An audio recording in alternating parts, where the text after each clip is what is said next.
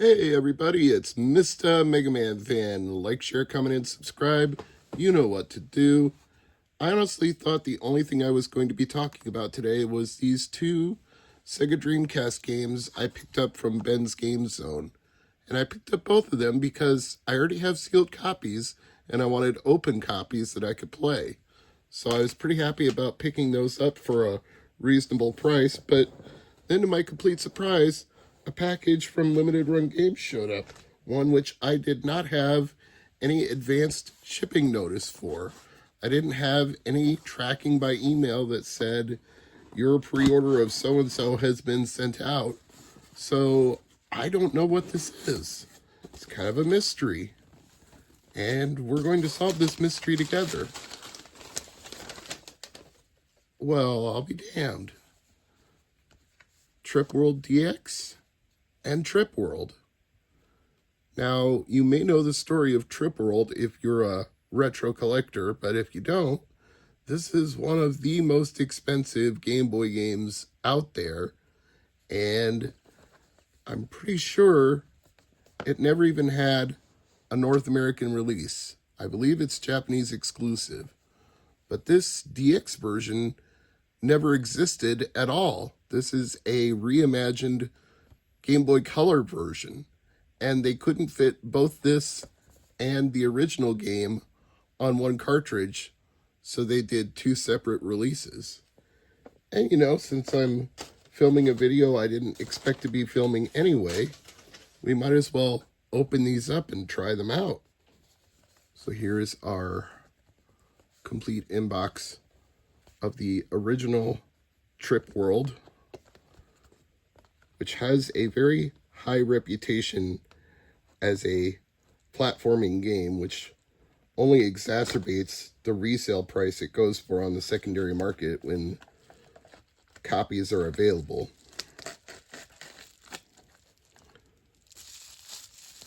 It's in the pseudo Game Boy cartridge style, except it says limited run instead of Game Boy. It's also a lighter silver gray as opposed to the original Game Boy Color. There should be a manual as well in here. Yep. Also styled to look like an original Game Boy manual, except it says limited run on the side. But if this had gotten a North American release, I'm sure that Sunsoft would have printed a manual much like this. So, as always, kudos to them for their presentation. And I know some people have commented on my other limited run unboxings about how insufferably long it can be from when you pre-order to when you get stuff and how they're fed up with it. And I'm not disagreeing. I'm not even endorsing limited run in any way. If you don't like their long times to produce things and hate giving somebody money and not getting something for over a year, I am not arguing with you. Nor would I say that about analog either.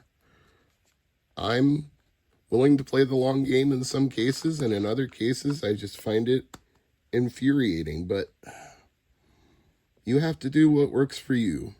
Nobody is paying me to say anything good or bad about either company. I just buy the things I want from them when they are of interest to me, and then I have to wait it out like everybody else does. So let's try out Trip World, see how good or bad it is. Let me focus up the screen a little bit. Seems like it's booting up just fine.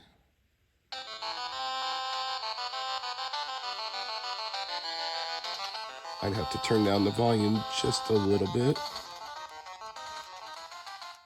so I'm not blowing out everybody's ears with this. World 1. I have played this in emulation before, but it's been a long time, so I really don't remember any of the particulars of the game at this point. I just remember that it's a platformer. And now I've got some sort of power-up, which doesn't help me over spikes, but apparently does help me turn some enemies into things with flowers on their heads. I've already lost quite a bit of life so far, so I need to be a little more careful.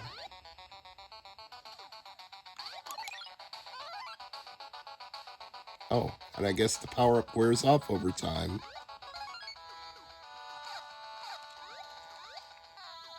Seems like I need to go this way, or I'm going to get run afoul of the spikes there. Speaking of spikes... Oof. Yeah.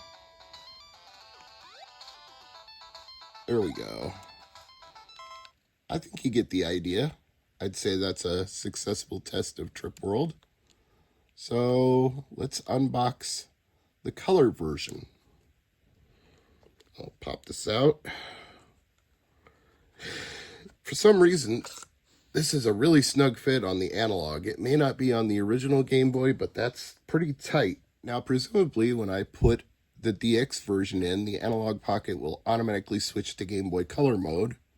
But there is only one way to find out. The original and the DX version together cost way less than a loose cartridge would by itself. So why not get 2 complete in-box copies of Trip World for less than you would spend on one original print run? That's my philosophy about it anyway. See if the manual looks any different for the DX version. Oh, it has a different logo on the front.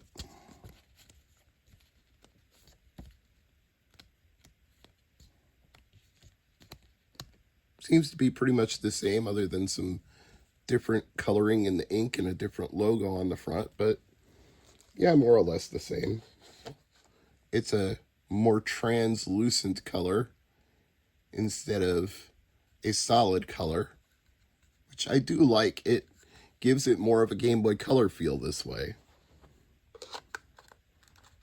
And that's not quite as snug as the original version was, for whatever reason. Oh, and it just started up automatically without even showing me the game information.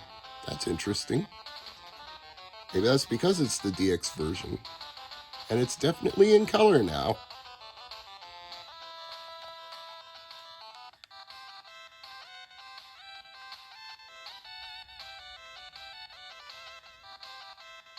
Okay, I'm impressed.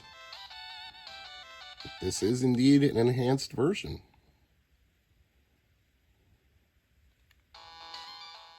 That looks really good.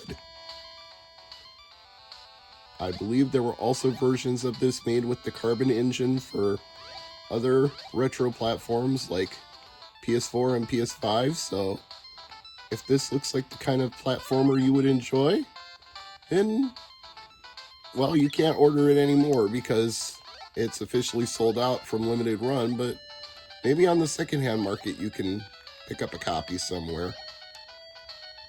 So that's it. A surprise package in the mail, but one that I'm pleased with.